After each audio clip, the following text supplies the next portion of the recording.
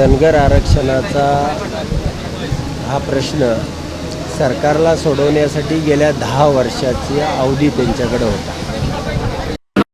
राज्यामध्ये आणि केंद्रामध्ये सरकार यांचंच होतं आणि मग आज बैठक बोलवण्याचं कारण मलाही समजेना आणि कशासाठी हे बैठकी बोलवत आहेत। या सरकारवरती या महाराष्ट्रातल्या जनतेचा कसलाही विश्वास राहिलेला नाही। ते गद्दारांचं सरकार एवढंच या महाराष्ट्रातल्या जनतेला ज्ञात आहे आणि मग हे सरकार आज बैठक बोलवून माझ्या माहितीप्रमाणे समाजाला एक फसवण्याचं किंवा फार्स करण्याचा प्रयत्न त्या ठिकाणी सरकार करत आहे। नाही, सरकारला माझ्या माहितीप्रमाणे तरी सरकार आता पायउतार होण्याच्या जाण्याच्या वाटेवरती आहे आणि सरकारला काय करायचं असतं, या महाराष्ट्रातल्या धनगर समाजाचंच नव्हे अनेक समाजांचे प्रश्न सोडवायचे असते तर सरकारला पुरेपूर 10 वर्षाची सगळी अनभिज्ञ सत्ता होती। राजा महाराजा सम्राटासारखी सत्ता या राज्यामध्ये आणि केंद्रामध्ये या मंडळींनी भोगली किंवा उपभोगली, परंतु कोणताही प्रश्न यांनी सोडवला नाही। आता जनता यांना निश्चितपणानं आपल्या घरचा रस्ता दाखवेल आणि भविष्यामध्ये या उपोषणाच्या माध्यमातून मी राज्यातल्या धनगर बांधवांना जाहीरपणानं विचारू इच्छितो की मित्रांनो, आपण जागे होणार आहे का नाही, एकत्र येणार आहे का नाही, एक विचारानं आपल्या समाजाच्या प्रश्नावरती कधी लढणार आहे का नाही। आणि जोपर्यंत आपण आरक्षण प्रश्न हा मुख्य मानून लढणार नाही, आपली समाजातली प्रतिष्ठा, गाव पार्ट्या, पक्ष यावरती जोपर्यंत लढत राहू तोपर्यंत हा आरक्षणाचा प्रश्न कधी सुटणार नाही। या ठिकाणी या तरुणांची प्रकृती अतिशय खालावत चाललेली आहे।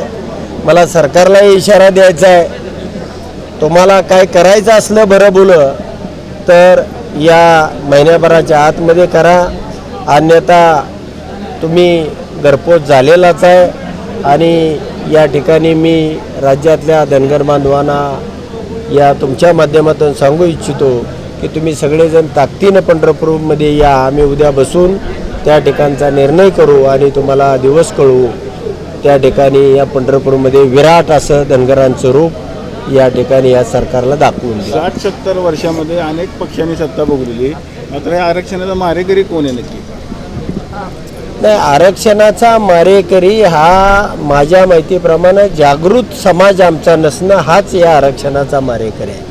आम्हाला घटनेनं दिलेलं आरक्षण देत नसतील तर ह्या समाजामध्ये समाजाला जागृत करण्यामध्ये आम्ही कमी पडलो, त्याला एक दिशेनं नेण्यामध्ये आम्ही कमी पडलो आणि त्याचा फायदा या विविध राज्य सरकारांनी केंद्र सरकारांनी घेतला आणि त्यामुळे समाजाची ही अवस्था, हा आक्रोश नाही। आगामी विधानसभा निवडणुका आहेत तर समाजाची भूमिका किंवा तुमची भूमिका काय असणार आहे? नाही, निश्चितपणानं हे सरकार जर देत नसेल तर पुढच्या येणाऱ्या सरकारनं, आता राज्य सरकारच्या हातामध्ये आरक्षणाचा हा प्रश्न आहे, पुढे येणारं जे सरकार आहे, पवारसाहेब असतील, उद्धवजी असतील किंवा राहुल गांधी असतील, यांनी सुद्धा या समाजाला ठोसपणानं आणि तारीखवार त्या ठिकाणी त्याचा डाटा दिला पाहिजे, वेळापत्रक दिलं पाहिजे आणि तरच समाजात त्या दिशेनं सुद्धा जाईल।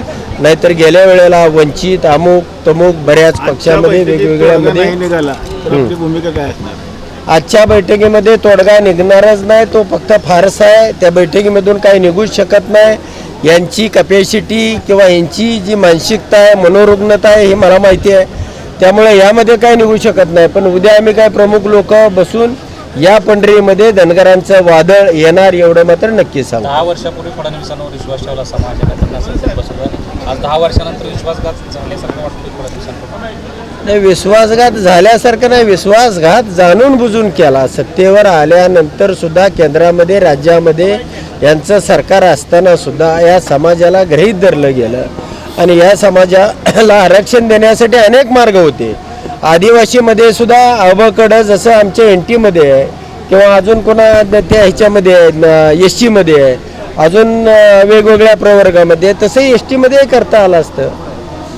कोणताही तो आपल्याला त्याच्यामध्ये मार्ग काढता आला असता. मूळ आदिवासीला धक्का न लावता आणि ब सुद्धा करता आलं असतं. परंतु या सरकारची ती मानसिकता नाही आणि या सरकारला वाटतं की आपण गोलमाल करू.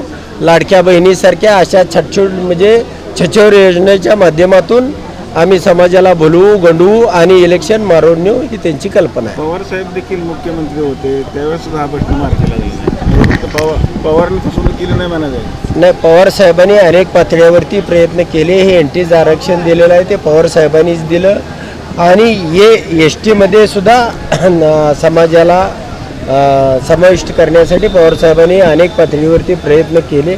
परंतु केंद्रातलं सरकार हे पवार साहेबांच्याही हातामधलं सरकार नव्हतं. पवार साहेबांना जे जे करता येईल ते केलं. मी म्हणत नाही सगळ्या अंगाने केलं असेल पण त्यांना करता येईल तेवढं केलं. परंतु त्यामध्ये त्यांना यश आलं नाही किंवा त्यांच्या हातामध्ये तेवढी ताकद त्या ठिकाणी नव्हती.